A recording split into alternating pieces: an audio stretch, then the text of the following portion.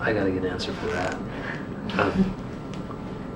The process of making this record was much more focused than last time around. Last time, making Tragic Kingdom took us 3 years, and we were working jobs, going to school, trying to make ends meet. Once in a while, the record company would give us a little bit of money and go, okay, go in the studio, record some songs, we'll see how we feel about them. This time, if our success afforded us anything, it was the opportunity just to go in, concentrate on music for 2 years, which is how long it ended up taking to make this record. We didn't think it was going to take that long, but looking back on it now, it's like it was such a pure creative time, and all we did is just concentrate on music.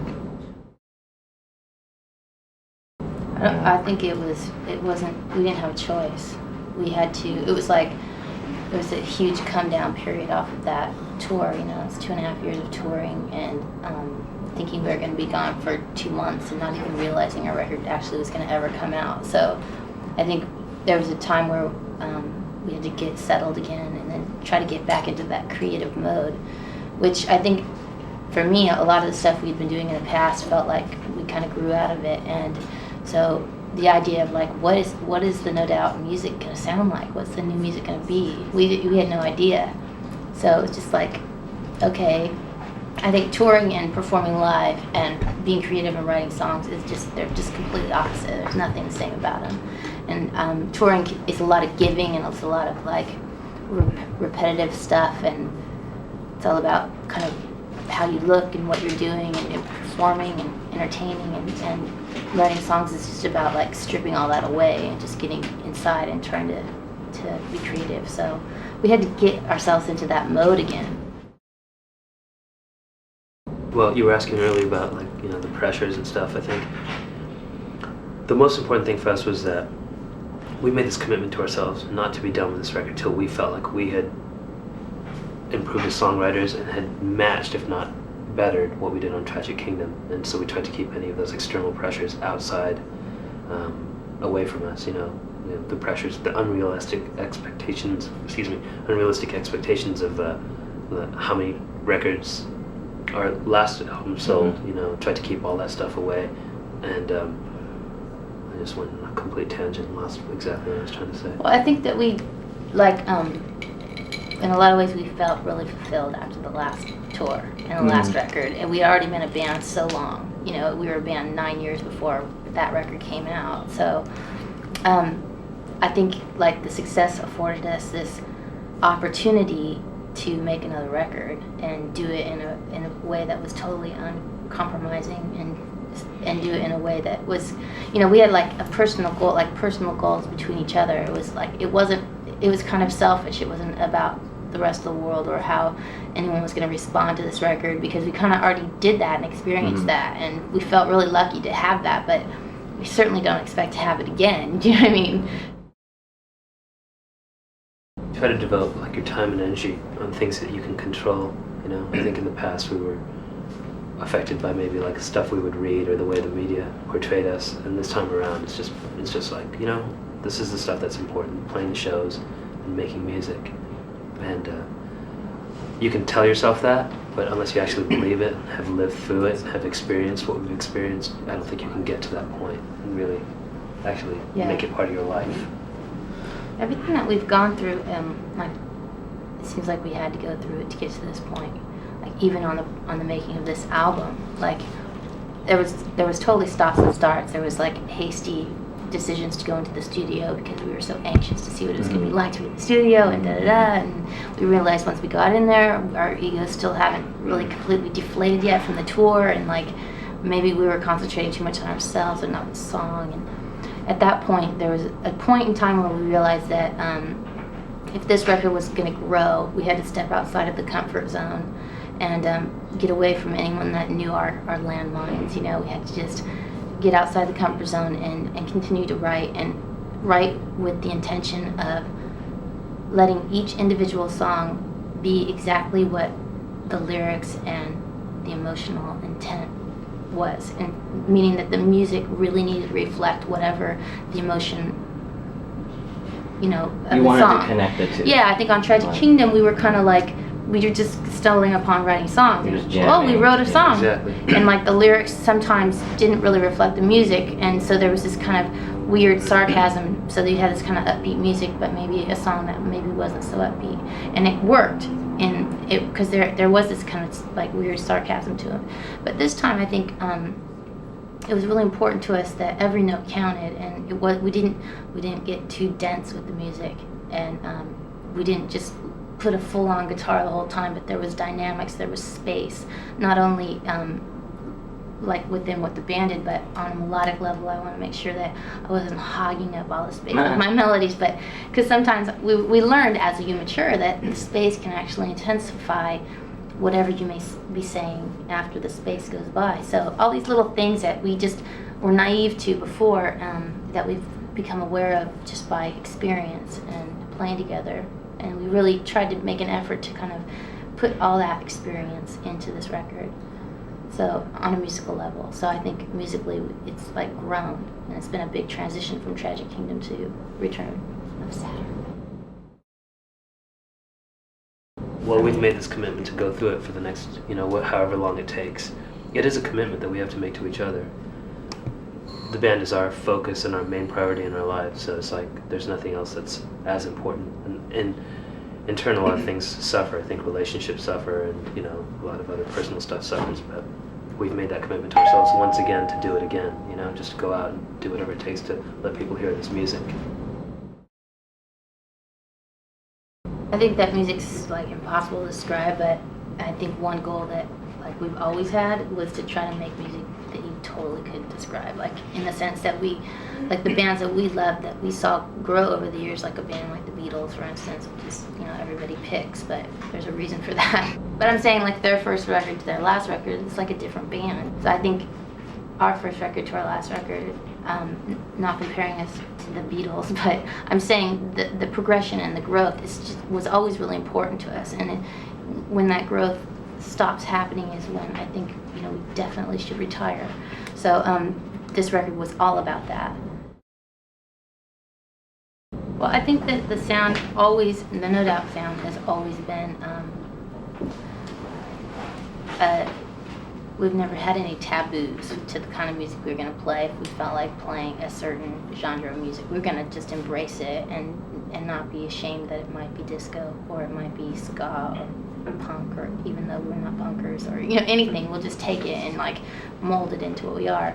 But the funny thing about this record, there was a lot of influences and a lot of different kind of music that we were listening to and being influenced by and kind of studying. And it's so funny because you could start off like a song like Ex-Girlfriend. I think the original chords and melody were written based on being really inspired by the artist formerly known as Prince and kind of working with him and going back and listening to his records and going, wow, I didn't realize he's so simple with his melodies and it's all really very simple, and let's write a song like that. And then taking it to the point where you take a tricky record and say, well, copy that drum beat, I mean, No Doubt is nothing like either one of those artists, but yet a song like Ex-Girlfriend was written purely based on those two artists. Like, those were the inspirations, So, like, it's funny how we just can't get away from ourselves. Like, because we have such a chemistry and we've been together for so many years, like, no matter what style or direction we go, we always sound like us.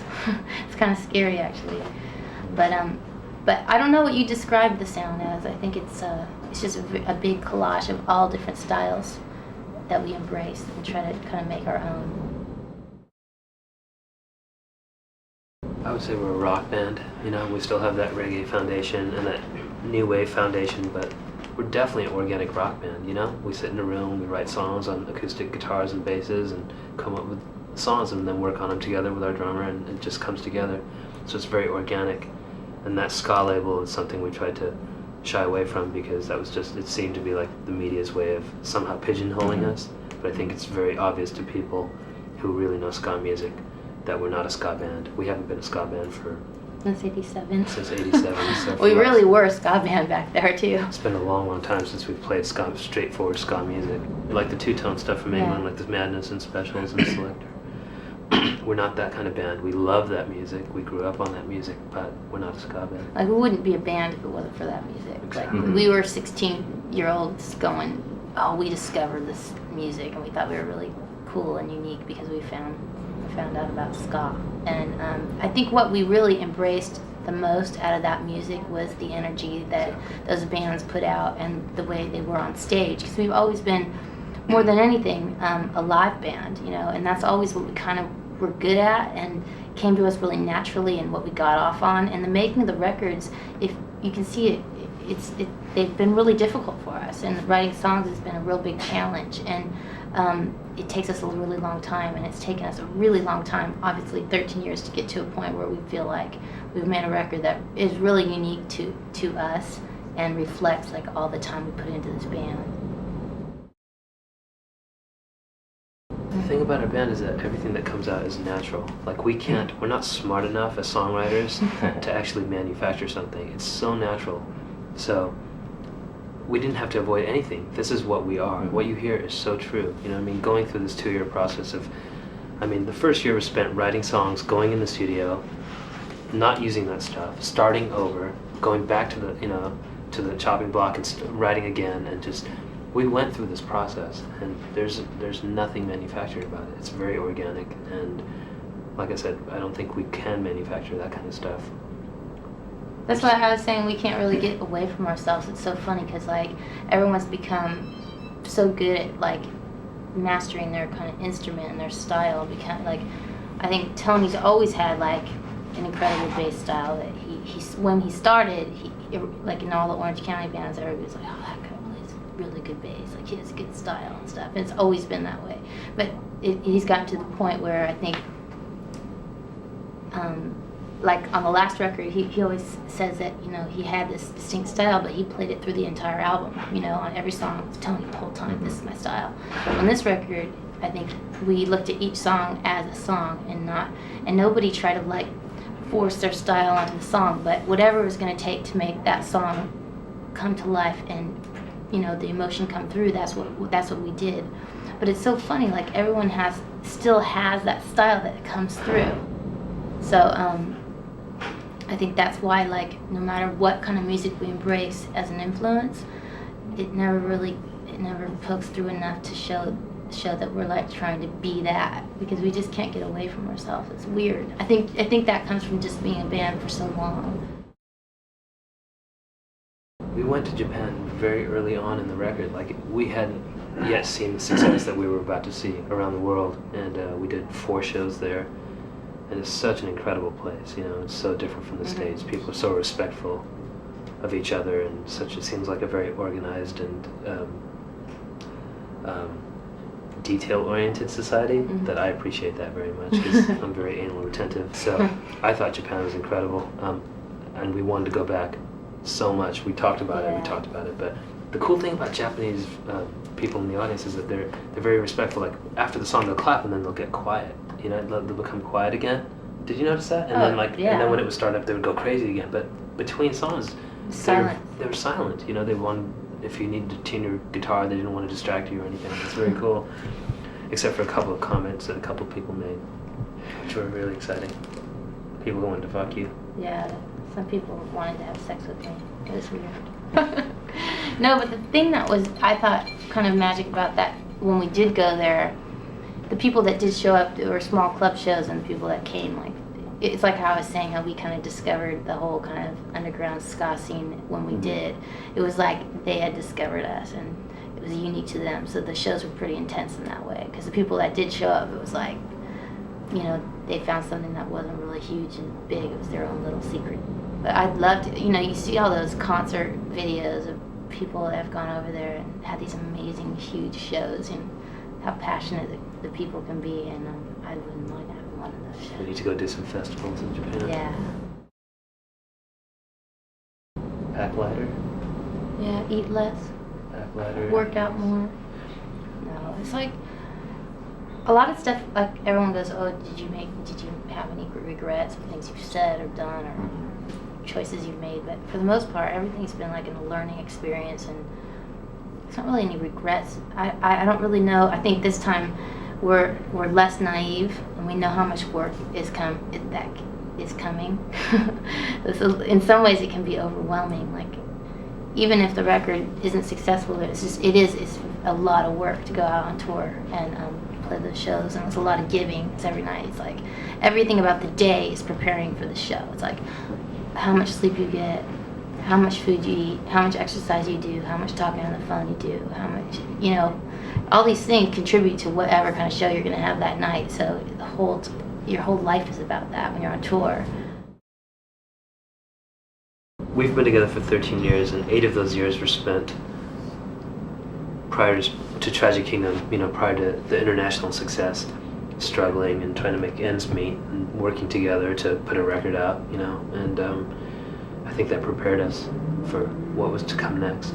I don't think we would be maybe as grounded or have such a realistic perspective on the whole situation if we didn't have that time before. Mm-hmm. If we didn't I think we feel like we paid our dues.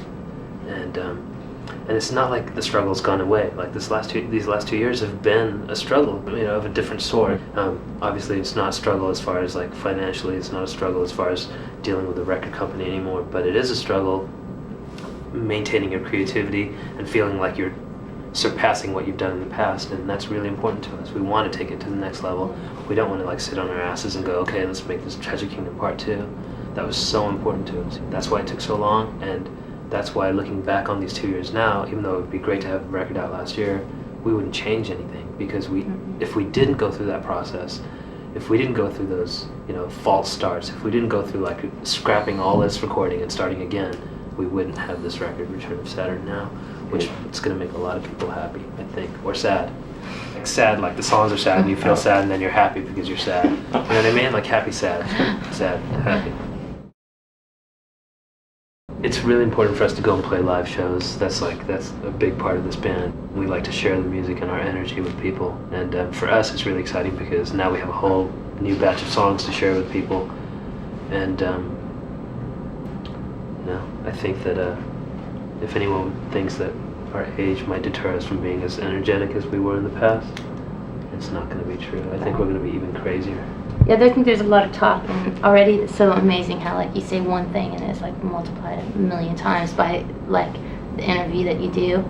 I think we started talking about how we've grown up and we've matured, and the whole album title being Return of Saturn is this whole astrology thing about growth and maturity and moving on, and I think all those things are true, but I think when we talk about maturity, I think we're talking more about like as songwriters and and actually like the craft of trying to make music that's going to be lasting and catchy and powerful and moving and all these things, and I think that definitely has stepped up, and I think we used a lot of the stuff that we learned over the years, and just like I think one thing that really that made a difference on this record is the fact that before Tragic Kingdom, we all, for the most part, besides Tony, he traveled a bit. We pretty much were Orange County people. Like that's all we knew. We grew up there, and maybe because of the lack of culture being from Orange County, we embraced music, and that was like what we did, and that's what made us happy, and we were passionate about it, and we just couldn't help ourselves. But after traveling like around the world, you just become so much more open-minded, like in so many ways you just never even expected. You couldn't learn it in a book. You couldn't do anything except for just go and experience it. And I think all that information of all these different cultures and places and seeing people embrace you and your music, it's just like you just have this mind full of just memories from that. And so coming off the tour, I think having all that kind of stuff in your brain, it just went into this record, something about that, and I think that kind of shows in the album somehow, something about it. I can't really put my finger on the exact way to describe it. It's going to be interesting. We had a little teaser tour that we went on that was it was really scary because all the years, we keep talking about all the years we've been a band, but it's true. And we never went more than maybe at the most like 3 months without going doing a show. There's always a show to come and do. And this time it went like a year and a half without performing on stage, after performing almost every single night for 2.5 years straight. So it was like, whoa, big difference. And when we went out on this little tour, it was like really frightening. We were definitely, because like by the end of the last tour, it was a lot of things that you don't think about. You just take for granted. You just go up there, and it's not about anything except for like how am I going to get this audience to go off? That's all. You don't think about the words. You don't think about how you look. You don't think about anything except for like performing and getting up there. But this time it was like, oh my God, I don't know if I remember that song, where the chords. I don't know if I can really dance to that part because I'm going to get out of breath and this, you know, all these things going through your head, and it was pretty scary. But about halfway through, I think we kind of fell into our stride a bit. Exactly. It was really, really, really fun. It's very hard. We get off on that. Like what they give us back is what makes us keep going. So we're getting something from them for sure. We're not just going out and giving. Definitely the feeling of like that they give back to us is something that just we love. So addicted to it. Huh. Exactly. I knew everything by the time I was 15, so it's weird. I don't know.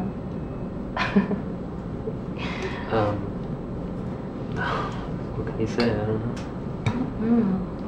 I don't like that question. We know so much more, but I like you. Okay, girls love confidence, and I think you don't realize that till a few years after high school. You kind of wish you could go back a little bit. What? Do you wish you were more confident when you were in high school? Yes. You're always thinking about, second guessing and stuff like that. Oh, that's a stupid answer. Confident rock star. Yeah, girls like confident rock stars. Like, if I'd sold 15 million records in high school, it was so much easier with ladies. It just seems, you know what I mean? That's what I think. I don't have a favorite I don't either. website. I don't have time to go. we haven't had time to go to really. Tom, actually, our guitar player, he really spends a lot of time on the computer, and I spends a lot of time communicating with some of our fans of the younger persuasion. I just bought a new one, so I'm gonna be like learning it on tour and stuff a little better. But I just finally learned how to get my emails. It's really fun. Yeah. Skating, surfing. Just kidding. Yeah, extreme sports is pretty much what I'm into. What do we do in our spare time? We don't do anything but No Doubt, 24/7. That's pretty much totally self-absorbed and self-centered. It's the most boring answer, but it's so true. Like, that's all we do. We eat, breathe, sleep, No Doubt. We wake up and we're back to work, and you know what I mean? And while we're doing it, that's all we want to focus on. There'll be plenty of time for everything else afterwards. We went snowboarding 6 years ago. Yeah, that was fun. That was fun. I think that like when we're on tour, it's all No Doubt all the time, and when we're in certain places, we all try to like do certain things. We were on the last tour. We ended up going to the movies together a couple times, to the IMAX theater, saw the underworld creatures in 3D. And we like to do things like that together. We like to eat and like to go out to nice dinners, and we like to hang out with each other and just have fun on tour. But when we're off tour, pretty much we're hang out together and write music and create music and make demo tapes, and it's like pretty much music the whole time. And then when we're not doing that, it's like eating and hanging out and having nice food. Same stuff. We're really boring, I guess. I think the goal is complete. Like we wrote a record that we're really proud of, that proved that we could grow and become better songwriters, and it wasn't just a fluke that we wrote some of those songs last time. But the secondary goal would be able to go and feel that feeling of people buying the record and knowing the record and playing it for them, because that being on stage and having them know the album and singing it back to you, it's just probably the most amazing feeling. And it's very addictive, and I think, to be able to do that around the world again, not at any crazy level, but at some level would be what we're hoping to get out of this record. Exactly. Well said. Thank you very much.